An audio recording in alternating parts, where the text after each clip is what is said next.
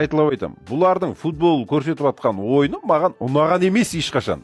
И ұнамайды. Мен Зидан, Рональдиньо деген адамдарды көрген адам ретінде айтайын. Бұлар сәпсата таза. Қалай? Сәпсата. Футбол емес. Зиданның сен ана 2001-де финалда ұрған голын білесің ба? Былайынан тұрып. Анаған композиторлар Европада соған арнап өлең шығарған ғой, білесің ба? Саксофон. Музыка шығарған. Анау деген вечность қой анау деген. Мәңгі бақи тұратын голдар ғой. Саған сонда анау плеймейкер болатын, ойынды оқитын, басқаша ойланатын, басқаша пас беретін футболшылар ұнайды ғой. Футбол дейді сонысымен. Бұл деген фестиваль ғой. Прагматичный футбол жек көремін деп тұр ғой. Анау Пирлоның Англияның қақпасына пенальти тебетіні бар ғой. Понятно.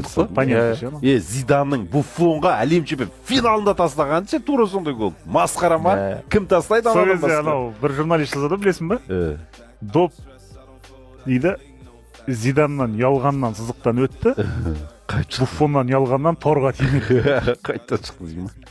Даналы доптың өзі де солай суреттеп тұр. Анау Рональдиньоның енді шайтани голдары болды ғой, талай. Кличка шайтан еді ғой, мына посткеңестік елдерді білесің ба?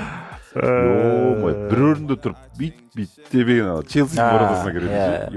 Ютубта бірінші миллион просмотр жинаған екен ғой сол видеосы. Найктың рекламасына түсіп тепті ғой, переклайнаға.